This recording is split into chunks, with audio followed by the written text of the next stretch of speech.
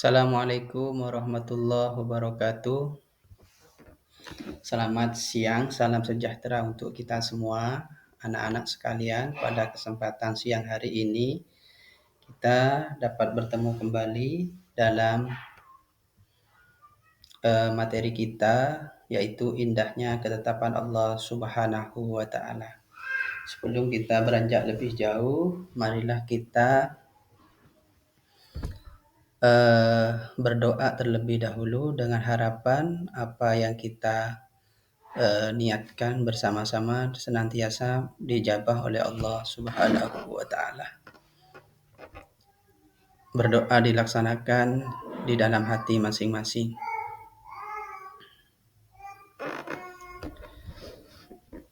Selesai. Baik, anak-anak sekalian, ketetapan Allah ini di dalam Islam biasa disebut sebagai qada dan qadar. Apa qada itu, Pak?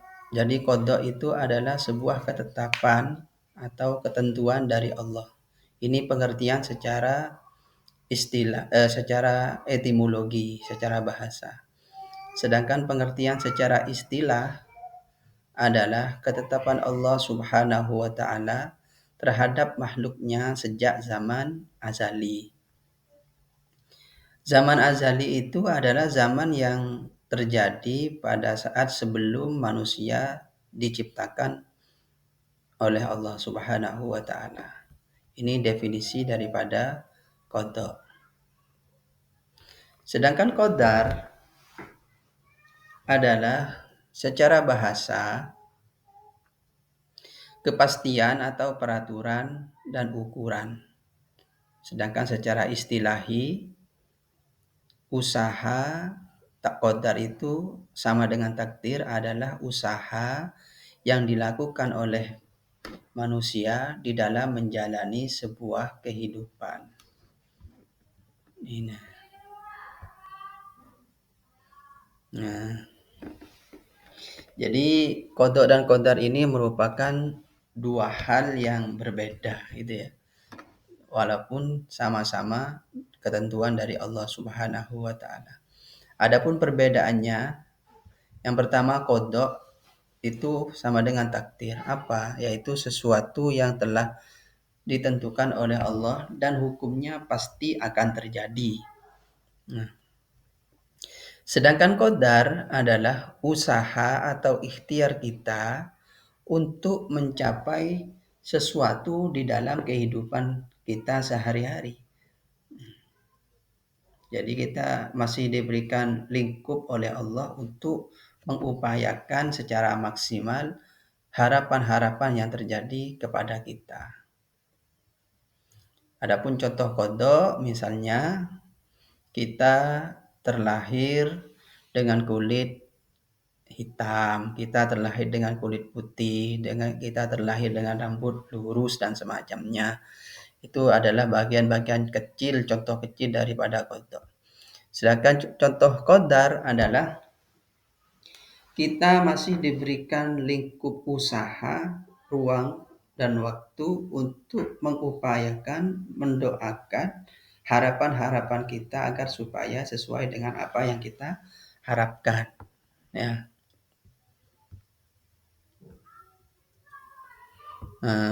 Selanjutnya di sini ada macam-macam takdir. Takdir itu ada dua. Yang pertama disebut takdir mubrom. Apa takdir mubrom? Itu ketetapan Allah yang pasti terjadi sesuai dengan apa yang tertulis di Lauhul Mahfuz. Ya, dan hukumnya pasti terjadi dan tidak bisa dirubah oleh manusia. Sedangkan takdir mu'allaq adalah sesuatu ketetapan Allah yang masih tergantung dengan usaha manusia. Nah, itu namanya takdir mu'allaq. Dan dua hal ini kita sebagai umat Islam harus pandai atau pintar-pintar menyikapinya. Bagaimana kita menyikapi takdir ini? Yang pertama kita harus ikhtiar, berdoa, tawakal, syukur dan sabar. Ya, yang pertama kita ikhtiar. Jadi di dalam menjalani sebuah kehidupan, kita masih diberikan kesempatan oleh Allah Subhanahu wa taala untuk berikhtiar. Ikhtiar itu apa? Berusaha dengan sungguh-sungguh agar supaya keinginan kita itu sejalan lurus dengan apa yang ditakdirkan oleh Allah Subhanahu wa taala. Ya, al-insanu bitakhir wallahu bitakdir. Jadi manusia itu hanya bisa mengusahakan, mengupayakan, namun hasil dan hasil akhirnya adalah ditentukan oleh Allah Subhanahu wa taala. Nah, ikhtiar ini tidak cukup saja dengan ikhtiar, harus di dibersamai dengan yang namanya doa, ya, doa. Jadi dalam Al-Quran itu disebutkan ud'uni astajib lakum. Berdoalah kepadaku niscaya akan aku kabulkan. Kemudian ada yang mengatakan bahwasanya doa ini adalah senjata terbesar daripada umat Islam. Jadi seperti itu ya. Nah, setelah ikhtiar, setelah kita berdoa, terus apa yang harus kita lakukan? Maka kita pasrahkan semuanya kepada Allah Subhanahu wa taala yang biasa disebut dengan tawakal. Jadi dengan tawakal. Ya. Jadi tawakal itu apa? Menyerahkan diri semua urusan kepada Allah Subhanahu wa taala. Ya, itu tawakal. Nah, setelah kita ikhtiar, kemudian kita berdoa dan kita tawakal, dilalah yang kita doakan, kita ikhtiarkan itu sesuai dengan yang kita harapkan. Dalam arti dikabulkan oleh Allah Subhanahu wa taala. Maka sikap yang harus kita lakukan adalah apa? Kita harus bersyukur kepada Allah Subhanahu wa taala.